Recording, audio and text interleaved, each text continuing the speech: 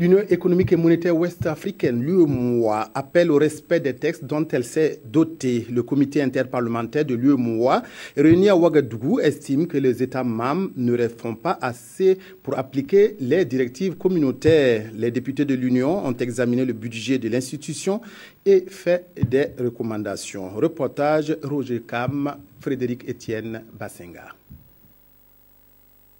Pour cette 36e session ordinaire du comité interparlementaire de l'UEMOA, plusieurs sujets étaient au menu. Réunis à Ouagadougou depuis le 9 août dernier, les députés membres du CPI UEMOA ont d'abord fait le point sur le budget en cours de l'institution, se sont penchés sur les règlements administratifs et intérieurs avant de faire l'examen des chantiers et réformes de l'UEMOA, suivi de recommandations.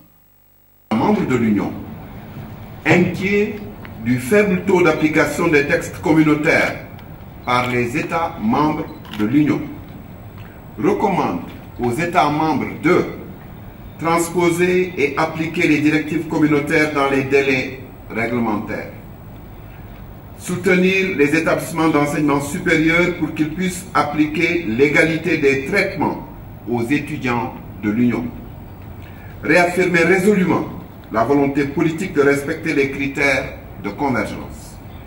Prendre des mesures pour faciliter l'appropriation des critères de convergence par les administrations nationales. Cette session du CPI UEMOA a vu aussi un changement à la tête du comité. C'est désormais Janvier Aouedéou, député béninois, qui va présider à sa destinée. Notre rôle à notre prise de fonction, c'est donc de faire l'état des lieux et d'envisager les mesures de rapprochement, disons, du CIP vers des États membres. Le comité interparlementaire de l'UEMOA a été reconnaissant vis-à-vis de ses membres sortants. Ils ont tous reçu des diplômes pour tous les services qu'ils ont rendus à la communauté.